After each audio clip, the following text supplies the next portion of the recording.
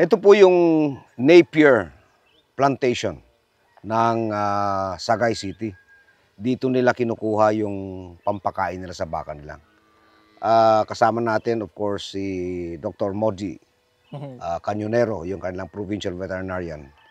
At yung ating dairy farm manager, si Bong Valente.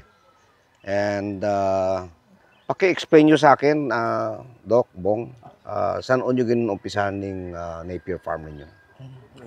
So nag-start kita 26 years na siguro. Ining Napier farm? Yes, sa pag-start ng baka, nag-start Matanatier. Very good. So siniguro nyo na bago kayo mag-umpisa ng dairy program, may pagkain kayo. Opo. And that is the secret to your success. Yes, sir. Inuna po namin yung tanim ng natir at saka yung nag-start kami ng baka. So mga 26 years na. Yes, sir. And how many tons do you harvest sa Napier nyo? Sa Subong, sir, harvest kami 10 tons per day sa dalawang farm. For beef. Dairy at saka Beef. beef cattle po, sir. Okay. So ang inyong total area planted to Napier is 55 hectares. 55 hectares. Is that sufficient for your beef and dairy projects? Yes, sir. Kahit anong drought, 50%. Very good. Very good. So maganda. So do you silage it o cut and carry lang? May silage, sir, at And saka then may cutting carry din. Okay. Saan na mas effective? Yung naka-silage o yung cut and carry lang? silage po, sir. Silage ang pinakamaganda. Okay. Yung palatability niya sa baka mas maganda. No? And so far, wala kayong naging problema.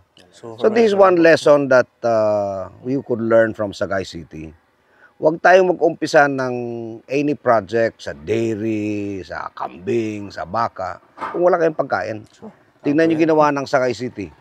Bago sila nag-umpisa ng cattle production at saka dairy production, siniguro mo na nila na may pagkain yung mga baka nila.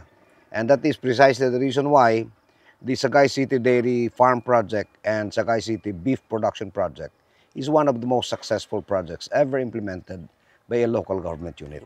And we congratulate the local leaders of Sagay. Of course, credit is due to former Governor Freddy Marañon. Yes po. Yun talagang nag-envision ito siya talagang nag-isip na kung maaari ay mabigyan ng options. Of course, mayroong mga projects na hindi naging successful.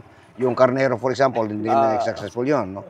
Pero so far, itong project na to, very successful because nakapag-prepare kayo ng source ng pagkain. Yes.